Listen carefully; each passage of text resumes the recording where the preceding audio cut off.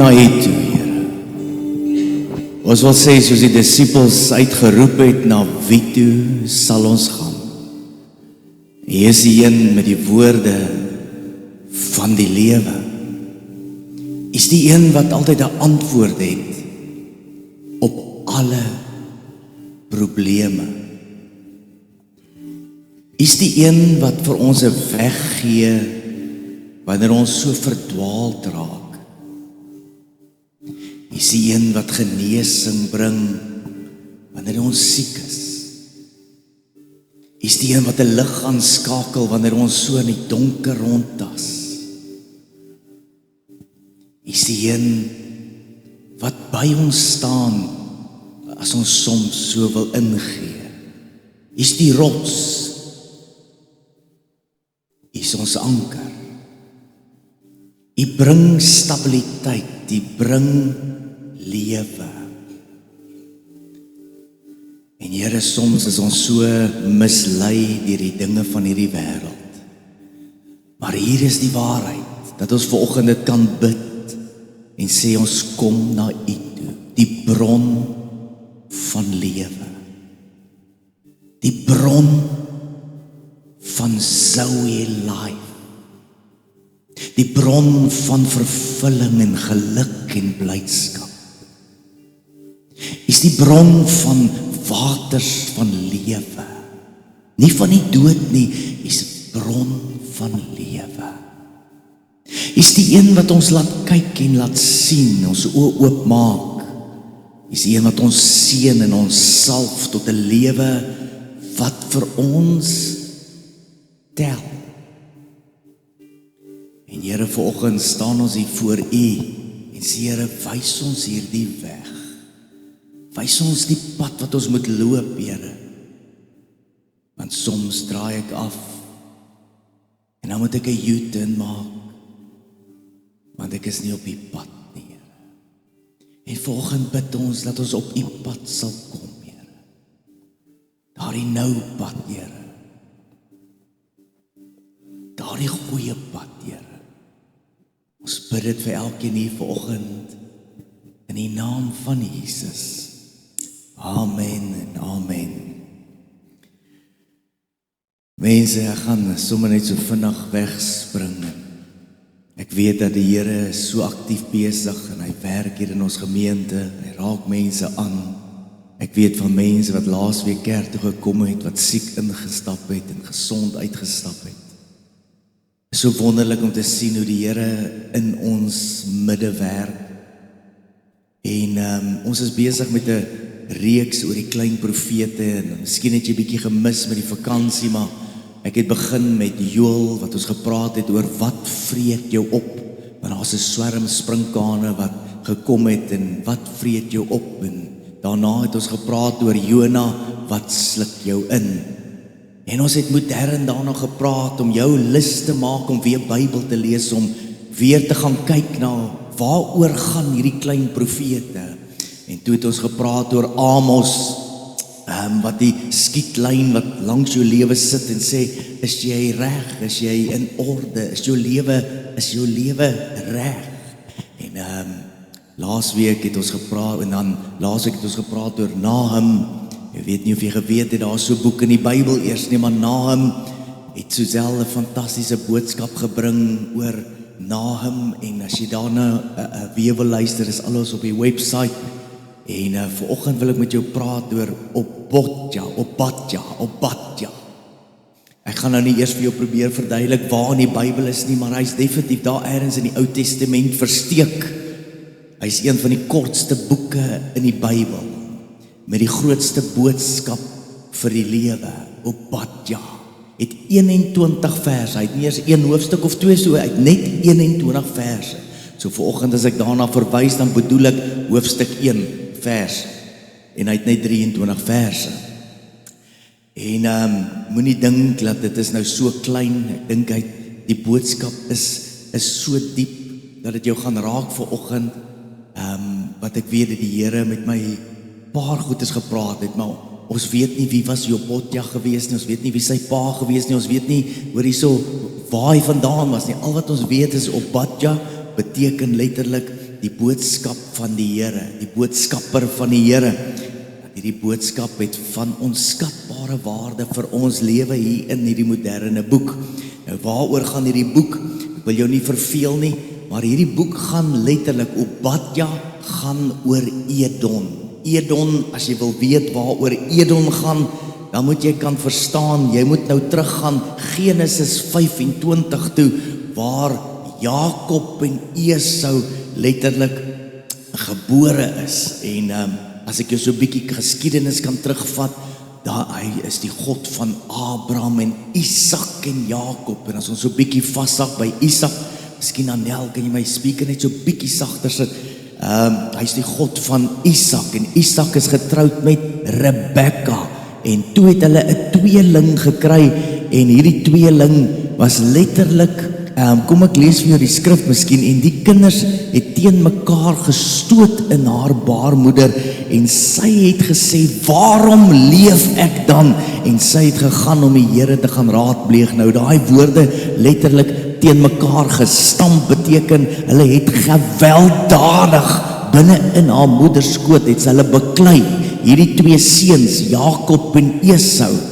En sy het nie gesê, ag kyk hoe oulik, kyk hoe skop hierdie twee oulike babaatjies nie. Sy het in 'n onmenslike pyn ingegaan, wat nie in woorde beskryf kan word nie. En daarom sê sy het gegaan om die Here te gaan raadpleeg, want hierdie is onnatuurlik, dat hierdie twee kinders, hierdie tweeling, wat die woorde eintlik daar vir ons sê, hulle het gestamp en gestoei binne in hierdie baarmoeder van Rebekka.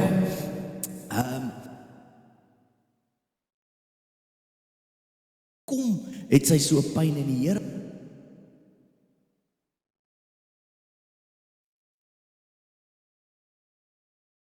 Daar gaan twee volke uit jou uitgebore word, en natuurlik hierdie twee volke is, Jakob gaan die Israeliete verteenwoordig, die Israeliete gaan uit Jakob gebore word, en Edom, die Edomite gaan uit Esau uitgebore word.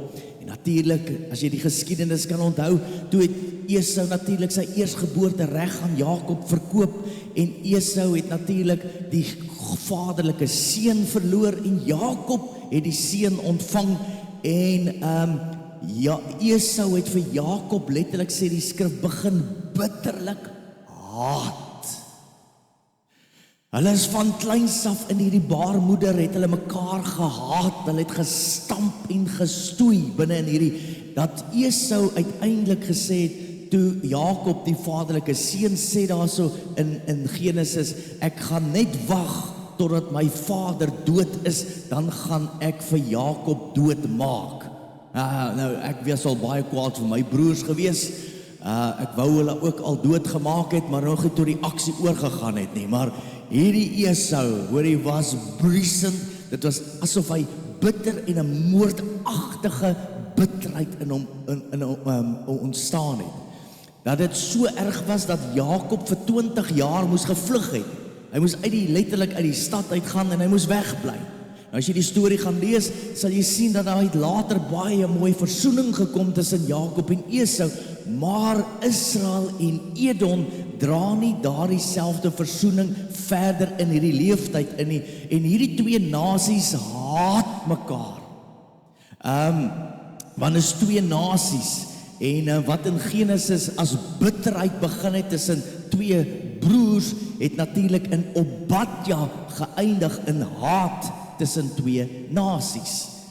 Ons lees in letterlik hoe dit nou verloop het, en is net so 'n bietjie interessanthede vir jou, dat toe Israel nou uit die Egipte uit vrygelaat is, en hulle swerf rond, toe wil hulle deur die Edomite se land beweeg, en toe stuur Moses 'n baie mooi boodskapie aan die Edomite, en hy sê aan jou broer, Esau en Jakob, ons is Israel en julle is die Edomite, ons is broers. Sê aan jou broer Israel, mag ons asseblief deur julle lande trek. Ons sal nie julle lande beskadig, en ons sal ook nie eens van julle water drink, ons wil net hier deurgaan. Waarop die Edomite natuurlik geantwoord het, nee. Nee, blaatant stuur hulle toe 'n sterk leer, 'n weermag, om Israel te keer en te sê, julle kan nie deur ons land gaan nie, want ons haat julle. Daar's iets in ons is bitter teenoor julle. Natuurlik jare daarna is Israel in ballingskap geneem onder leiding van Nebukadneser en Suzelle het vir ons laasweek baie mooi daaroor verduidelik. En natuurlik is Jerusalem word vernietig, die tempels word verbrand, die mense vlug en baie mense word gevangene geneem en na Babylon toe geneem. Wat doen die Edoniete? Dis die boek van Obadja. Wat doen die Edoniete terwyl hierdie prentjie nou voor hulle afspeel? En dis die boek Obadja. Vertel ons in detail wat plaasvind. En hulle sê in plaas daarvan dat die Edoniete hulle broer help. En as die hele tyd hulle broer help, staan hulle letterlik net en kyk. En hulle begin hulle te verheug in hierdie Israeliete se pyn en om dit nog te vererger, gaan hulle binne in die stad in en hulle begin te plunder en te smaad en te spot en hulle vat van die besittinge en hulle vang sommer die Israeliete wat wil wegvlug as vlugtelinge en hulle vang hulle letterlik om te gee aan die Babyloniërs. En dan begin hierdie Obadja boek met ons met hierdie woorde. Vanweë die geweld teen jou broer, nie teen Israel nie teen Edom nie, vanweë die geweld teen jou broer sal skande jou oordek en jy sal vir ewig uitgeroei word op hierdie aarde. Vanoggend wil ek met jou praat oor ons almal soek geluk in die lewe. Ons almal soek contentment in die lewe. Ons almal soek blydskap in die lewe. Ons almal wil vervul word met 'n lewe van oorlopends toe. Ons almal wil gevul word met 'n lewe van tevredenheid. Ons almal is soekend daarna en daarom is dit my gebed ook dat die Johannes 10 vers 10 sê ek het gekom om lewe en lewe in oorvloed te gee. Maar dan skryf Obadja hierdie woorde en sê ek wil jou net gou op hierdie journey vat en sê toe die Edoniete nou hierdie mense aanval, dan sê hulle in die eerste plek, julle het net toegekyk. Julle het net gestaan en kyk. Dit is wat ek teen julle het net gestaan en kyk.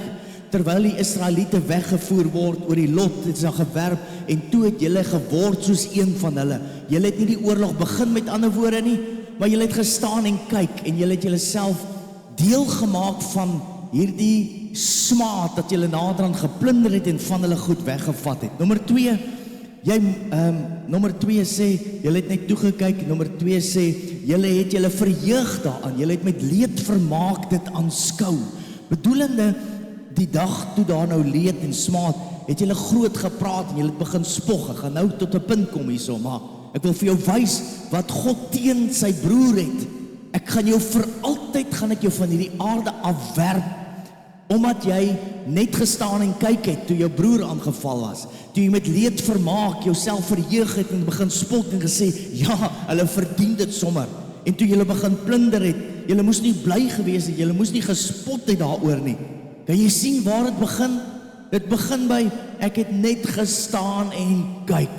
En terwyl ek so staan en kyk, toe begin dit eintlik vir my lekker te raak, want ek doen niks nie. En toe ek begin staan en kyk, toe begin ek praat daaroor, ek begin spog daaroor. En toe gaan dit oor na, ek raak deel van plunder en ek begin vernietig. En toe help ek sommer in vers 14 sê hy, en jy moes nie in die poort ingegaan het, in die dag van hulle ondergang nie. En jy moes nie die hand in hulle geslaan het, jy moes nie geplunder het nie. En toe het hulle in vers 14 gekom en selfs op die kruispaaie, terwyl die Israeliete soos mure uit 'n nes uitbars, staan die Edoniete op die kruispaaie en vang die Israeliete en gooi hulle in die wa en vat hulle letterlik na die Babyloniërs toe. Mense, hierdie konteks is vir my so kosbaar. Vanweë die geweld teen jou broer sal ek jou vir ewig van hierdie aarde afwerp. Hy praat nie van Israel nie, hy praat van jou broer. En mense sou dink dat Edom nou nie meer verstaan nie, maar dit gaan oor die menslike hart. Edom bestaan nie meer nie, maar Edom leef nog miskien in ons harte. En die vraag is nie, hoorie, leef jy in Edom nie, die vraag is, hoorie, leef Edom nie dalk nog in ons harte nie. En ek het 3 goed wat ek in kort vanoggend net wil sê vir jou, want ons almal soek hierdie lewe. Maar die Here openbaar aan my volgens hierdie konteks, en jy kan dit gaan naslaan, oor 3 goed wat jou gaan verhoed om in hierdie lewe te kan lewe. Om nie gesond te kan wees nie, om nie heel te kan wees nie. Om weg te dryf van, dat jy naderhand raak, ek raak deel van die plunder, ek raak deel van die probleem, ek staan en kyk net. Dat jy naderhand, hoor jy so deel word van die probleem. Een van die grootste sondes in hierdie lewe in ons leeftyd nou, is die sonde van vergelyking. Ek sê dit nog altyd en ek het nie woorde daarvoor gehad nie. Elke keer dan kom ons by fraternals aan, pastore, wat vergelyk, hoe groot is jou kerk, hoeveel mense kom na jou kerk toe, vergelyking, ek meet my so op teen iemand anders, daarom sê die skrif in die 10 gebooie, jy moet nie begeer nie. Moenie begeer, moenie jou naaste se vrou begeer, moenie jou naaste se besittings, moenie jou naaste se esel begeer nie, of sy os begeer, moet niks van jou naaste begeer nie. Hoekom nie? Want hy sê, dit gaan jou ontevrede maak. As jy begin begeer, dan sê jy eintlik, ek is ondankbaar oor dit wat die Here vir my gegee het. Ek wil eerder hê wat jy het. En dan begin ons so in vergelyking te lewe. En in hierdie konteks dan sien ons Esau kon net nie aanvaar dat Jakob deur God geseën is nie. En dis waar alles begin het. Esau het nie meer na God begin kyk nie, hy het nou net gekyk na Jakob. Wat doen Jakob in hierdie lewe? Hy is so behept met Jakob opgerou, dat hy sy eie lewe begin mis het. Mense, die grootste gevaar in ons tyd van samelewing, is as jy gaan begin vergelyk, en ek gaan nou vir jou die konteks beter gee, want elke keer as ek vergelyk, dan fokus ek op iets anders wat die Here vir hulle gegee het, maar ek wil dit hê. Ek is nie meer dankbaar, ek vier nie meer God nie, ek vier nou en ek meet myself teenoor ander mense. Ek geniet nie met my eie roeping nie, ek geniet nie met my eie lewe nie, ek begin iemand anders se sin begeer.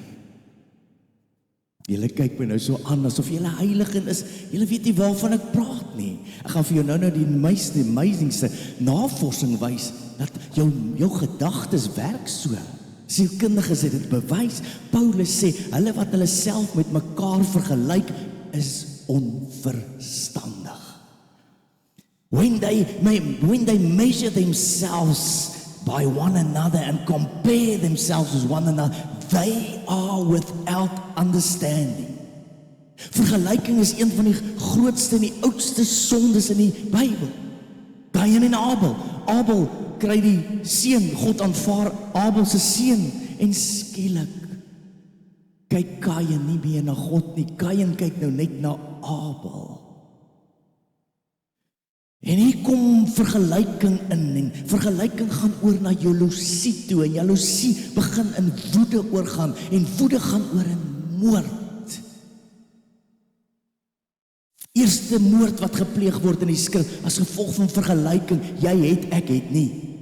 Josef se broers word so kwaad, hoekom het jy die kleed gekry? Ons het nie die kleed gekry nie. En dan word hulle so jaloers, want ons het nie, jy het gekry, en dan verkoop hulle vir Josef. Saul en Dawid, dan sing die vrouens, dan kom Saul uit die oorlog uit, dan sing die vrou, Saul, jy het jou 1000 verslaan, maar dan kom Dawid uit die, dan sê, Dawid, maar jy het jou 10,000, een lied, wat Saul se lewe vernietig. Dat Saul nou nie meer kyk na God nie, hy kyk nou net wat Dawid doen, wat Dawid sê, wat Dawid waarheen hy op pad is. Die Fariseërs, dis nie die seer dat die grootste ding is dat die Fariseërs sonde gedoen het nie. Weet jy wat het die Fariseërs gedoen? Onder andere Lukas 18, dan sê, dit staan die Fariseërs op die straathoeke, dan sê hulle, Here, ek dank U dat ek nie soos ander mense is nie, en ook nie soos hierdie tollenaar nie.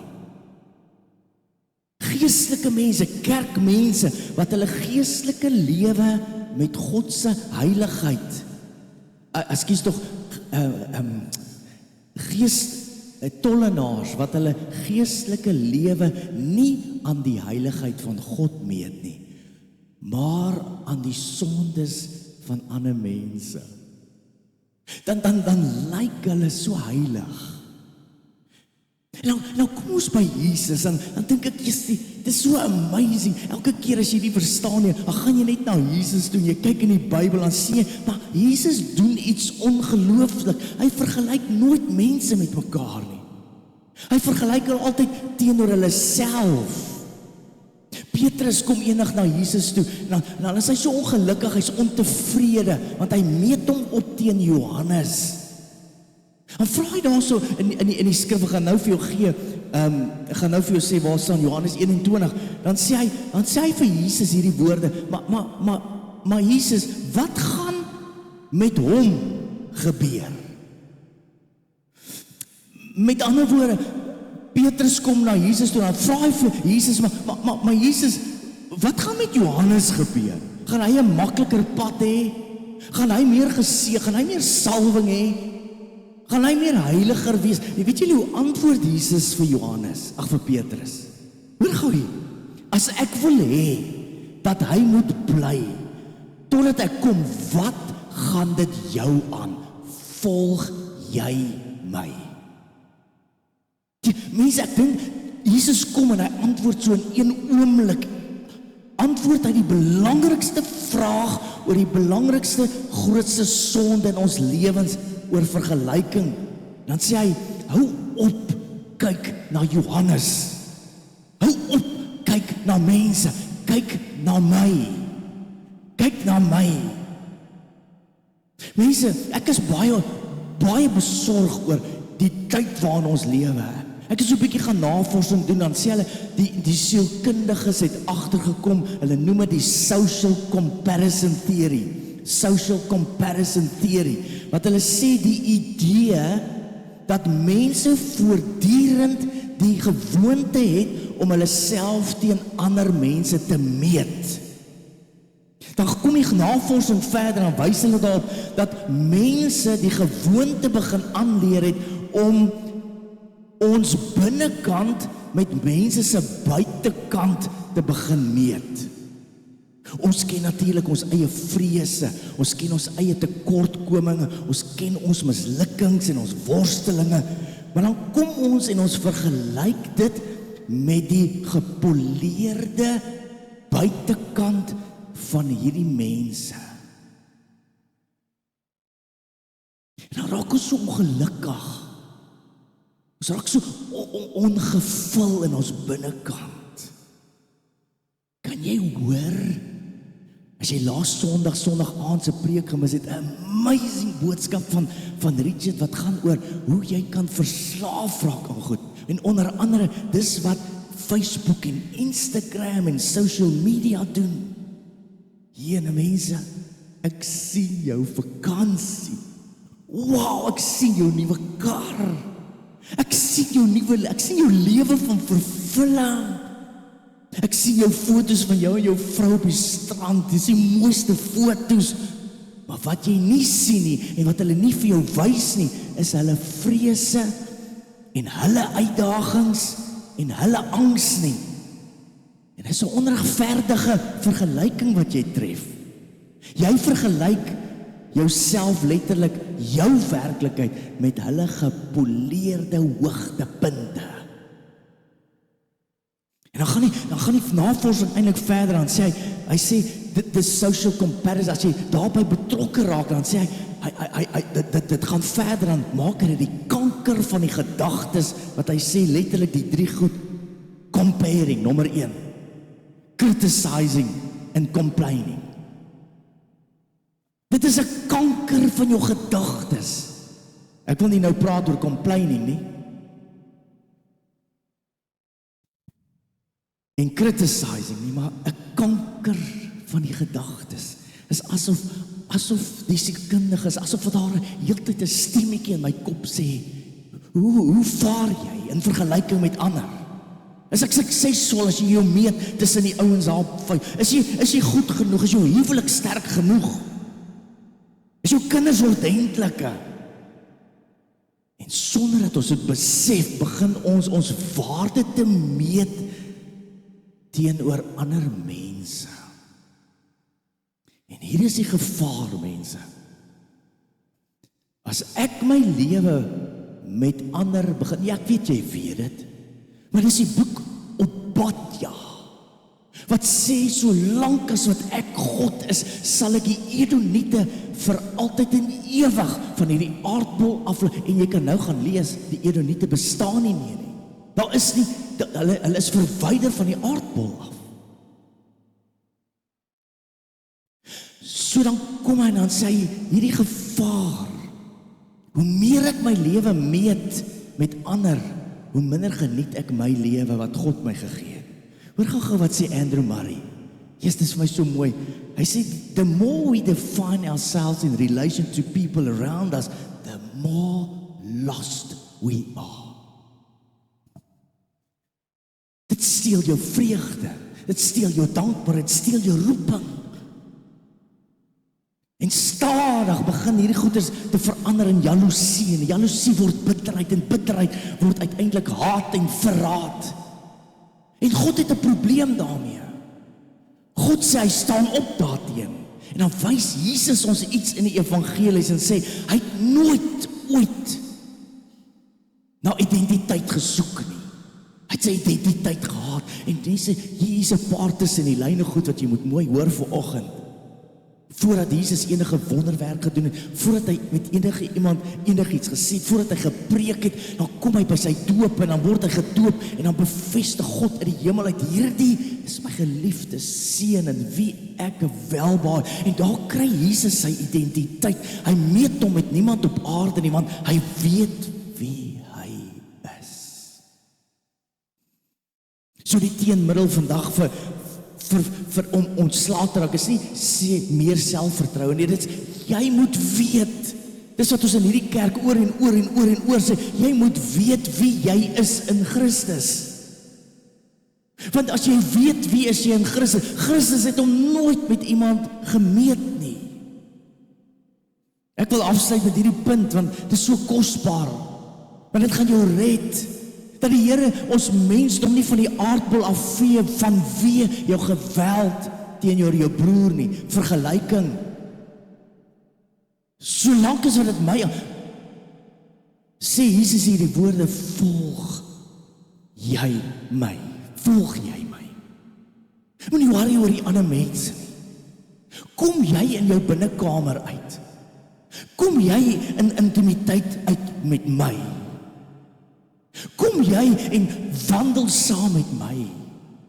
Kom jy en werk jou eie heil uit met vrees en bewering, sê die skrif. Maar jy het 'n verantwoordelikheid, jy as individu, jy as huisvrou, as vrou wat werk, as man wat werk, as man wat by die huis is, as kind, jy alleen het 'n verantwoordelikheid om jou op te bou in jou allerheiligste geloof, sê die skrif.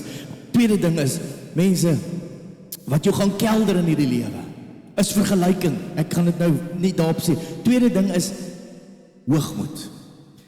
Ek wil gou vir jou ietsie vertel, hierdie Edoniete, want hy vertel ons toe gaan lees Obadja, so amazing, 21 verse. Dan lees ons hoe ongelooflik hierdie stad was. Hulle praat van, hy was tussen rotskraanse gewees. Hy het net een ingang gehad, check gou hierop, prentjie van hoe dit gelyk het. Is dit 2 tot 3 meter, 'n noue ingang, by tot 100 meter kraanse bo jou. Dit het net 'n klein handjie vol Edoniete gevat om 'n hele leermag van aanvallers dood te maak in so 'n geval. Dan praat hy nou, kom ek gee net gou vir jou so 'n paar fotootjies daarso dat jy die idee kan kry. As hy, waar het hierdie Edoniete gebly? Hulle sê hy in die rots, hoog in die berge. Kyk gou daarso. En dan het hierdie Edoniete, sê die skrif, hulle het gevoel asof hulle onaantastbaar is. Niemand sal ons by hom kan uitkom nie. En dan sê Obadja hierdie woorde. Hoor hierdie woorde. Die hoogmoed van jou eie hart het jou bedrieg. Jy wat woon in die skere van die rotse, jy wat woon op die hoë plek, jy wat in jou hart sê, wie sal my na die aarde toe neerwerp? Met ander woorde, jy dink jou berge beskerm jou, maar jou berg is nie hoër as God nie. En baie mense dink die eerste sonde in die Bybel was om die vrugte te eet. Weet julle dat die eerste sonde in Genesis 3 kom? Selfverheffing, hoogmoed. Het hy regtig gesê, julle sal soos hy wees as julle hierdie appel eet. En daar begin 'n ontevredenheid in hulle harte te begin. Daar begin 'n vergelyking te kom, ek wil nie meer wees waar ek is nie, in hierdie mooi tuin, in hierdie mooi plek, in hierdie tyd en in hierdie era waarin ek leef, ek wil nie meer hier lewe nie, ek wil soos God wees. Hoogmoed, selfverheffing. Andrew Murray weer eens sê dit so mooi, het jy geweet, dan sê die skrif, dan antwoord God hulle, en dan sê hy, al sou jy so hoog vlieg soos 'n arend, al sou jy jou nes maak tussen die sterre, daar vandaan sal ek jou afbring, so spreek die Here. Het jy geweet dat 'n hoogmoedige sal nooit God kan ken nie? 'n hoogmoedige mens sal nie God kan ken nie. Dis hoekom God so teen hoogmoed is. Hoor wat sê Andrew Murray, as jy hoogmoedig is, kan jy nie God ken nie. Want 'n hoogmoedige mens kyk altyd af na ander. En solank jy afkyk na ander, kan jy nie iemand sien wat bo jou staan nie.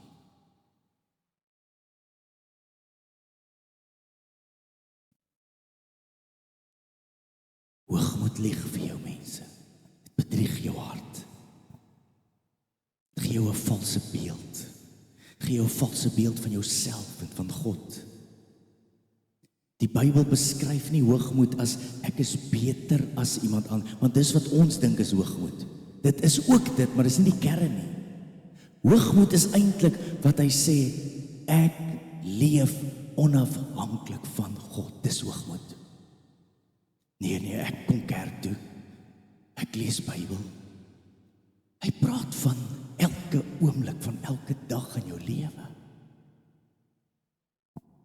As jy nie bid nie, leef jy onafhanklik. As jy nie vra nie, leef jy onafhanklik. As jy nie doen wat die Bybel sê, wat jou kan help nie, dan leef jy onafhanklik, hoogmoedig. Ek sal dit self regkry, ek sal dit self doen, ek sal my eie planne uitwerk. Die grootste gevaar van hoogmoed is nie om arrogant te wees nie, dis ook dit. Maar om hoogmoed maak jou blind. Blind vir jou eie swakheid, blind vir jou eie mislukkings, blindheid vir jou behoefte aan God. Hoogmoed is nie wanneer ek te veel van myself dink nie. Hoogmoed is wanneer ek te min van God dink. Kan jy hoor, hoekom sê die skrif, God weerstaan die hoogmoediges?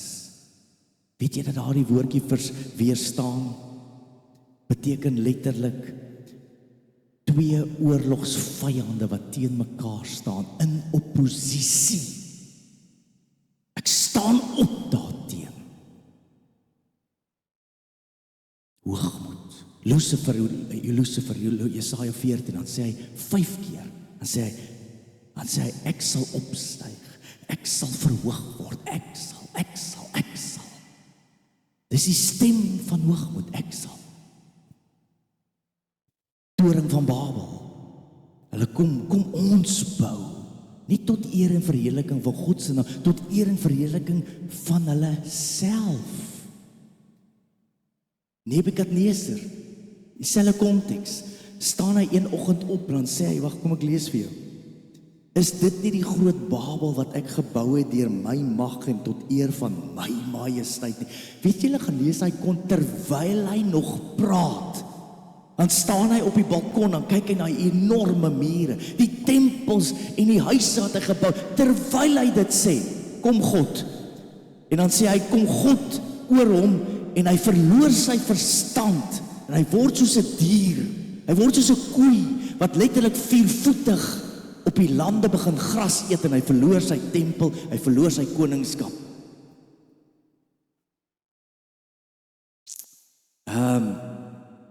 Mense, en so bou ons eie bergies, nee. Maar ons dink ons is veilig. Dat my dink aan Dawid wat hy sê, ek slaan my oë op na die berge. Waar sal my hulp vandaan? My hulp is nie van die berge nie, maar van my God af sal my hulp kom. Die Edoniete slaan hulle oë op na die berge en sê, dis my hulp, dis my versterking. Maar Dawid sê, ek slaan my oë op, ek sien die berge, maar dis nie waar my hulp vandaan kom nie. My hulp is van die Here van die leerskare. Ek gaan maar moet aangaan hierso. En dan heel laastens mense, ek gaan nou terugkom na 'n paar goeters toe, maar die derde ding is wat ek vanoggend net vinnig vir jou wil noem. As jy 'n vol lewe wil lewe, God waarsku ons in die Bybel. Hy waarsku ons. Ons almal wil 'n wonderlike lewe lewe. Ja, jy moet tot bekering kom. Dis nommer 1.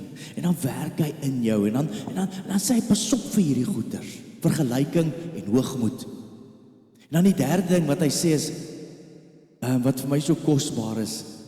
Ek het hierdie woord uitgekies, geestelike gevoelloosheid. Harteloosheid. Dit maak jou blind vir ander se nood. Wanneer ander se pyn nie meer vir jou saak maak nie. Dit is so ongelooflik hoe God hierdie Edoniete oordeel. Luister mooi gou, nie oor net wat hulle gedoen het nie, maar ook oor wat hulle nie gedoen het nie. Ek dink nie jy word een oggend wakker en dan is jy 'n slegte mens nie. Die proses begin lankal, raak so subtiel. My hart begin ophou te voel. Luister hierso net wat sê hy, op die dag het julle net toegekyk. Ek som gou vir jou net vinnig op en dan sluit ons af. Jy moes nie net staan en kyk nie. Jy moes nie bly geraak het met leedvermaak. Jy moes jouself nie verheug het nie. Jy moes nie begin spog het daaroor. Jy moes nie meer oor gepraat. Jy moes nie skinder daaroor nie. Jy moes nie begin plunder het nie. Jy moes hulle nie tot geval. Jy kan sien die proses. Sê jy het net gestaan en kyk. Ek sien nog, maar niks raak my meer nie. Ek hoor nog, maar niks beweeg my meer nie. Ek luister nog, maar ek doen niks omtrent dit nie. En dis presies waar Edom is, waar ons partykeer in ons lewens kom. Hoekom is ongevoeligheid so gevaarlik? As jy nie meer voel nie. Ek wil nou by 'n woord uitkom, maar ek wil myself nou nie vooruit gaan nie, maar Jesus het nie so gelewe nie. Jesus vertel 'n storie, lees ons daar in Lukas 10:25 en loop, en vertel hy die storie van die barmhartige Samaritaan, en sê hy, die priester kom en dan sien hy loop, maar hy loop verby. Dan kom die priester, dan sien hy loop, hy sien, maar hy doen niks. Dan kom die barmhartige Samaritaan, dan sien hy, dan stop hy. Selfe scenario. Hulle almal het gesien, maar die verskil was, wat doen jy daarmee? En dis die boek van Abotja. Matteus 25, gaan praat Jesus oor die skape en die bokke wat geskei gaan word. Wat veroordeel Jesus nou? Gaan lees die konteks. Hy veroordeel nie dat mense moord pleeg nie, hy veroordeel nie egbreek nie, hy veroordeel nie afgodediens nie. Weet jy wat veroordeel hy? Hy veroordeel en sê, ek het honger gehad, maar julle het nie vir my kos gegee om te eet nie. Ek het dors gehad, maar julle het nie vir my water gegee om te drink nie. Hy sê letterlik, ek is 'n vreemdeling gewees en julle het my nie ingeneem by julle huise nie. Dis partykeer die goeie dinge wat ons nie doen nie. Wat God 'n aanklag teen die kerk maak, teen die gelowiges maak en sê, hoorie, maar julle voel nie meer nie. Julle het nie meer innige simpatie met mense nie. Jakobus sê, as julle weet om goed te doen en dit nie doen nie, dan vir julle is dit sonde. Edmund Burke het gesê, the only thing necessary for the triumph of evil is for good people to do nothing. Yes, dit is so skokkend in ons moderne wêreld. leef ons in skraal en skraal en skraal. Ons sien oorlog, ons sien pyn, ons sien nie eensaamheid, ons sien selfmoord, ons sien huwelike wat op skerwe lê, ons sien mense huil, maar ons voel niks meer nie. Die navorsing bewys compassion fatigue. Ons raak emosioneel uitgeput want ons sien dit te veel. Dan raak ons emosioneel as ons te gereeld mense se anders aan pyn blootgestel word, sê die sielkunde, dan raak ek emosioneel moeg en dan lei dit na 'n woord wat ek nou moes baie mooi leer, dan lei dit na hierdie woord, desensitization. Desensitization. Ag, kom groot mond, sê jy dit nou bietjie agteraan.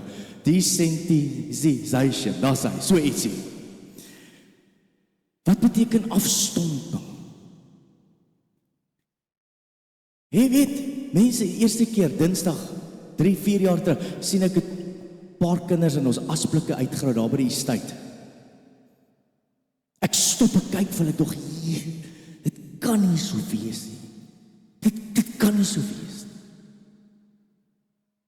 3 weke down the line, hulle is nog steeds daar, maar ek aanvaar dit, is nie so groot skok nie. Die 100ste keer aanvaar ek dit. My hart raak afgestomp. Ek weet eintlik nie wat om te doen nie. Bedelaars, mense wat huil. Wat doen jy met mense? Wat doen jy met jou werksvernoot? As hulle huil, as hulle deur 'n moeilike tyd gaan.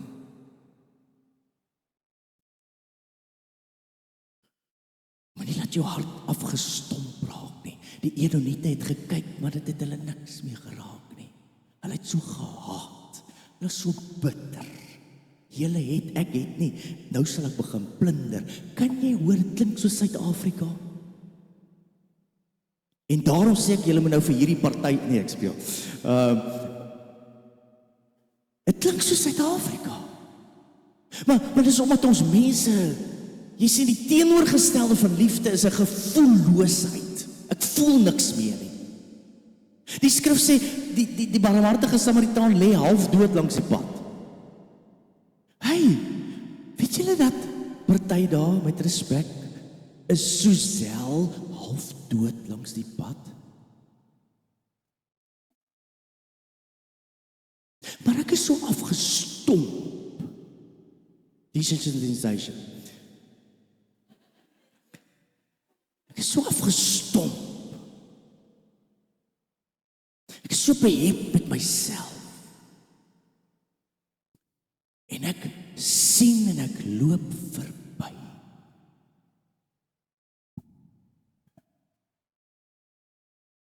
Kerkmense wat dit doen. Pastore wat kom van 'n aanbidding, dis die konteks hè. Leedvermaak. Jy moes nie lekker gekry het nie. Jesus, mense, die Duitsers het so lekker woord daarvoor. Schadenfreude. Dis 'n lekker Duits. Het jy al gehoor Duitsers klink altyd, al is hulle ordentlik, klink ongeskik. Yes. As hulle net mooi met mekaar praat, dit klink of hulle beklei. Schadenfreude beteken ek verbly my in jou seer. Schadenfreude. Dan sê die skrif vir ons, wees nie bly wanneer jy jou vyand val nie. Laat jou hart nie juig nie wanneer jy struikel nie. Galasiërs 6, dan sê hy, as iemand deur 'n oortreding oorval word, moet julle wat met 'n gees van sagmoedigheid met julle hom reghelp. Pas op dat jou hart nie verhard word nie. Nie afgestomp word nie. En dan heel laaste mense, heel laaste op hierdie boek, dan beskryf en dan som hy dit op en dan die heel laaste woorde van hierdie boek, dan sê hy, maar ek is koning. Dan sluit hy af en sê, in die koningskap sal aan die Here behoort. Hy sluit dieselfde af in Openbaring en sê, hy is koning van die konings en Here van die Here. Bedoelende mense, wie sit op jou troon? Wie sit op jou troon? Nou sluit daarmee af vanoggend. Wie sit op jou troon? Ons wil so graag opklim na die troon toe. Ons wil so graag daar sit. Ons eie lewens. Mense, miskien het jou hart al so hard geword en ek is in vergelyking, ek is bitter. Daarom sê Romeine 12, dan sê hy, huil saam met die wat huil en wees bly saam met die wat bly is. Ek is so bly oor jou splinter nuwe Toyota bakkie wat amper R1 miljoen kos. En ek is genuine so bly. En as ek jou alleen kry, gaan ek hom verbrand ook, weet. Maar wat as die Here jou val en jy is dalk dankbaar wat jy het en jy leef jou roeping uit. Vergelyking gaan jou in die toets dit bietjie hierdie week. Wees bly saam met die wat bly is, lag saam met die, bid vir jou vyande, kyk wat doen dit. Ek het begin bid vir my vyande. My broers, my vrou, nee. En kyk wat gebeur in jou lewe. Want die koninkryk van God is onderste bo, dit werk nie, jy dink het, doen wat die skrif vir jou sê. Want jy sê dit raak jou nie nou nie, maar weet jy gaan so afgestomp word, dat jou seun voor jou staan. En jy voel niks. Ek worry nie wat hy word nie, ek het so afgestomp geraak. En dan sê God, hoor, ek het daar Edomite van die aarde af verwyder. Ek het weerstand teen die hoogmoediges. Ek jammer mense, ek wil dit net sê, maar wat is die teenvoeter? Ek wens ek bid die hele tyd, Here, wat kan ek sê? Wat kan ons terugkom? Wat kan ons doen? Weet julle mense, ek praat nou voor die diens met iemand en hy het begin bid. Hy het 'n struikeling, hy het 'n worstelstryd gehad en sê hy sukkel so, hy voel, hy verlang na iets, hy's leeg, hy kry leemtes in sy lewe, 'n lieflike mens, maar en hy het net besluit deur so, ek gaan begin bid, ek gaan weer begin bid. Mense, elke oggend deur dan kom hy na hierdie plek toe. Hier word ook gebid op Vrydag, maar elke ander oggend kom hy en hy kom bid alleen. En dan op maniere vul die Here hom wat hy beskryf wat my so jaloers maak en sê, wow, dis wat ons nodig het. Dis wat ons nodig het. Mans, kom terug in die troonkamer in. Vrouens, bid vir julle mans, maar gaan julle self ook na die troonkamer. Want daar sal jy genade vind om gehelp te kan word op die regte tyd. Met vrymoedigheid kan jy ingaan en God wag daar vir jou. Jy sal vervul word. Wanneer jy begin spog en praat en skinder en supposed to be is om te huil oor dinge. Ag, lag jy oor dinge en jy moet eintlik huil daaroor.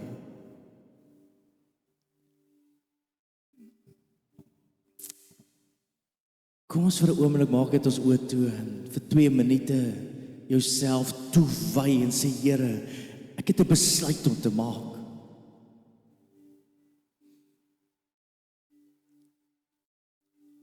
Is jy bitter? Staan jy moeilik op in die oggend? Is jy depressief? Is jy kwaad? Is jy so teleurgestel dat jy nou kwaad is vir ander mense? Hey, jy moet terugkom. Jy moet die Here aangryp en jy moet hom face to face, dat hy jou kan genees.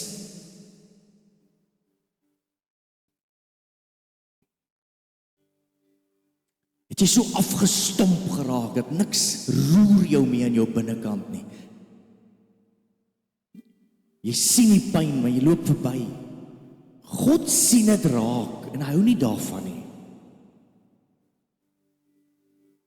Jou liefde word aan hom bewys, soos wat jy ander mense hanteer. Kom in lyn. Hou op hoogmoedig wees, ek sal dit self uitsorteer. Ek is nie nou tyd om te bid nie. Daar's soveel goed rondom hoogmoed. Here, ons kom nou na U toe in Jesus naam, in Jesus naam. Vul ons, Here, vul ons weer opnuut, elke man, elke vrou, elke kind. Here, elkeen wat hier stryd gaan, Here. Here, dat ons nie sal schadenfraud nie. Maar dat ons sal doen wat die Bybel sê, ek dra die laste. Ek stop by die wat half dood is langs die pad, en ek tel hulle op. En soms moet ek my eie tyd, en my eie geld, en my eie wyn gebruik om op die wonde te sit, en my eie geld om dit daar in die gasthuis in te boek, maar ek wonder hoe daai man daai oggend wakker geword. Ek is verbind, ek voel goed, ek is gevoed, ek lê in 'n bed, ek is nie half dood langs 'n pad nie. Daar moet 'n God wees, en is die getuienis waarin ons lewe. Ek bid dit jou toe vir hierdie week, hier's mense wat vanoggend hier is, onder andere die ou wat genees is, wat vir die eerste keer in sy lewe vir iemand anders te gebid het hierdie week, omdat die Here hom aangeraak het. Hoe amazing is dit, dat daar ander mense nou in wildernis is, wat nie die Here dien nie, wat het gesien het, en gesê het, daar moet 'n God wees, want ek shadden vraat nie. Ek leef in Galasiërs 6, en as my vriend val, dan is ek daar om hom op te tel. Ek plunder nie, ek spog nie, ek is nie met leed vervul nie, maar ek is met Jesus vervul, en ek herstel my kinders, ek herstel my vroue, ek herstel my familie. Mense, kom ons staan op ons voete, en ons maak hierdie verklaring terwyl ons afsluit. Dan kan jy gaan, maar dit is so belangrik dat ek maak hierdie verklaring as man, ek maak hierdie verklaring as vrou. Kom ons staan op ons voete, en ons sê, Here, ek kom na U toe, en ek vra U, Here, help my, Here. Here, ek bely en ek verklaar, Here, ek is wie U sê ek is. Ek is die geseënde van die Here. Ek is die genesing. Ek is die antwoord. Ek het die antwoord. Ek het Christus in my. Ek is geregverdig deur die bloed van Jesus Christus. Ek is 'n oorwinnaar. Ek het die lewe.